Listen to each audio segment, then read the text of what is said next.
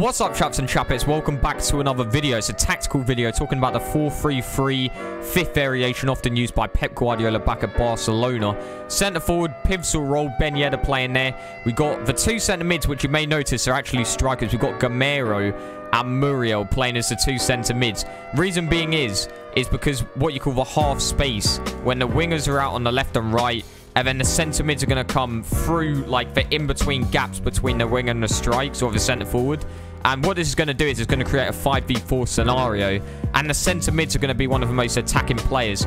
Now, there is a this would work perfectly, or just a bit better if it was a 4-5-1, but with wingers instead of a left mid. Like, I've been trying to get, I don't know whether any of you have seen the career mode tactics that I did on Pep Guardiola, but I've been trying to get the tactics working on Ultimate Team to kind of mimic how Man City or Barcelona play in real life, but you can't change the individual positions. Realistically, for the two centre mids, I'd prefer them to be centre attacking mids, which is decent in a 4-5-1, but then again in a 4-5-1, they're not wingers, and we need them to be wingers really, because it's only left mid, right mid in a 4-5-1.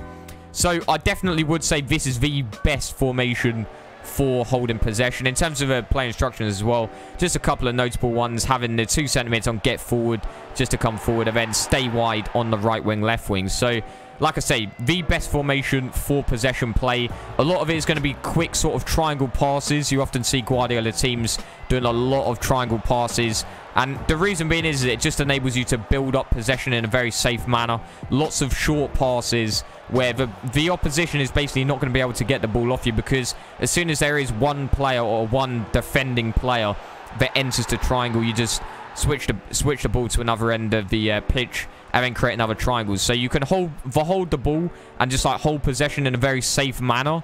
And then when you get in and around the box, that's when you can afford to be a bit more sort of creative. And basically, what you want to be doing in terms of like just getting this playstyle into FIFA, Guardiola's playstyle completely done. As you can see, Muriel is getting so many goals. The centre mids are getting all the goals. But RB, I actually wouldn't like.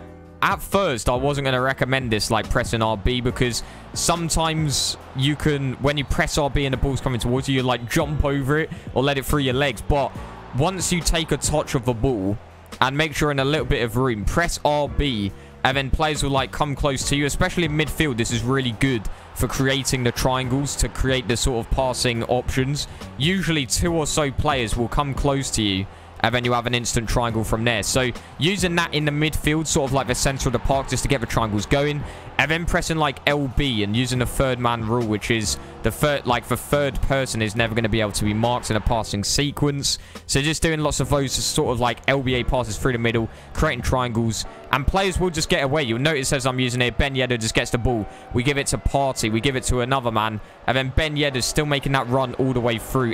We end up using 4 passes there, but it's sort of like delayed passing, making it like giving other options, other opportunities, while still having that first run all the way through, and then we're able to get through it. So as we can see, once again, just lovely little bit of passing play. We open him up. Aspas, who's currently playing left wing. He's actually a right wing, but we're playing him left wing just because he's got a really solid left foot, and his shot, I think, is one of the best shot stats on there. I think I just checked foot head, and he had one of the best shot stats overall. So yeah, definitely recommend LBA passes, just to make it free. I mean, you can press LB as well. If you just spam LB, players will make runs in behind, but also RB passing when you're in the sort of middle of the pitch and you want to retain possession. So the right back and left back, the left back we've got on stay back while attacking, right back we've got on balanced, both of them on overlap. You basically just use them to create the overloads in midfield, drag centre mids. You can imagine in a 4-1-2-1-2, you know, it's a good diamond formation, but it starts to get a bit tricky when it's dragged all over the place and you can't keep that diamond structure. So in a 4-1-2, up against a 4-1-2-1-2,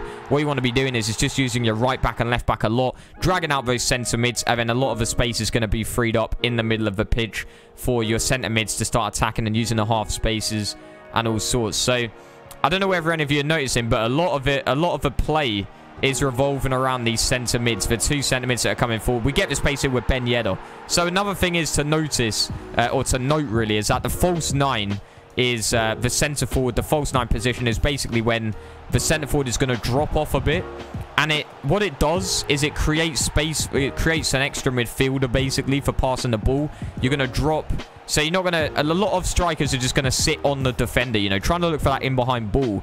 But a false 9 is going to drop into that sort of midfield pocket, almost where a centre attacking mid would be. And what this means is especially when you get the RB passes when you get to him, for centre-backs, a lot of the time, you're going to see a lot of people go into manual defending mode almost. Select a centre-back, drag out their centre-back to try and get to you. And then all of a sudden, you're opening up spaces, especially if you've got the centre mid to the right of you making a run through. The left back or the right back or whatever drags out to them, and then the wingers free. So that is one of the great things about the wingers, is that the way I like to think of the wingers in this formation is that it's just a constant threat. It's a constant threat of if they want to apply the pressure to you with a left back or right back, you know, feel free, like, best of luck to you type thing, because as soon as they drag out that left back or right back, the wingers free, bombing down the wing, whether it be Lozano, whoever it might be. Definitely a very, very good formation this year, I'm not going to lie. You have to be patient in midfield. You have to use it in a very particular manner for it to work well. I'm sure there's going to be a lot of people that just use it and be like, ah, it's just not very good. But realistically, you have to use it in a very specific sort of passing way. But anyway, chaps and chappets, that is going to be the end of this episode. Definitely the best passing play formation on the game. So make sure to leave a like if you want to see more of this type of video. Subscribe if you're new around here. Triad's Road to Glory tomorrow. We're opening up some packs. Oof.